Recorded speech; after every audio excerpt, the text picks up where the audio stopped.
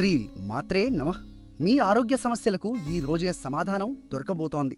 కానీ ఒక తప్పు నిర్ణయం అంతా తలకిందులు చేయవచ్చు. కుంభరాశి వారికి 30 జూన్ 2026 మంగళవారం నాటి ఫలితాలు చెప్పబోతున్నాను. ప్రియమైన వారు, నిన్న రాత్రి నుంచి బుధగ్రహం వక్ర గతిలో అంటే వెనక్కి నడుస్తున్నట్లు కనిపించే స్థితిలో మీ 6వ భావంలో ప్రవేశించింది. ఈ 6వ భావం ఆరోగ్యం, అప్పులు, పోటీలను నిర్ణయించే స్థానం. ఇక్కడే అద్భుతం ఏమిటంటే గురుగ్రహం ఉచ్చ స్థితిలో అంటే అత్యంత బలంగా ఇదే 6వ భావంలో కూర్చొని ఉన్నారు. ఈ కలయికను రోగనాశక యోగం అంటారు. పాత వ్యాధులను నిర్మూలించే శక్తివంతమైన సంయోగం.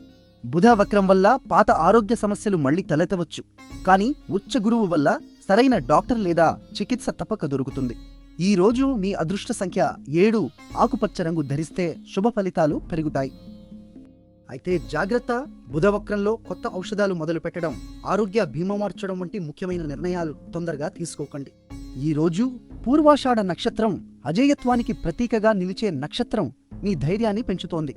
ఈ రోజు అభిజిత్ ముహూర్తం అంటే అత్యంత శుభ సమయం మధ్యాహ్నం 11:50, 2 నుంచి 12:43 వరకు ఉంటుంది.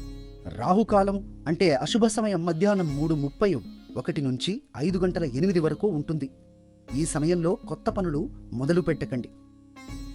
మీ జన్మ నక్షత్రం ఏదో కామెంట్లో చెప్పండి, మేము సమాధానం ఇస్తాం.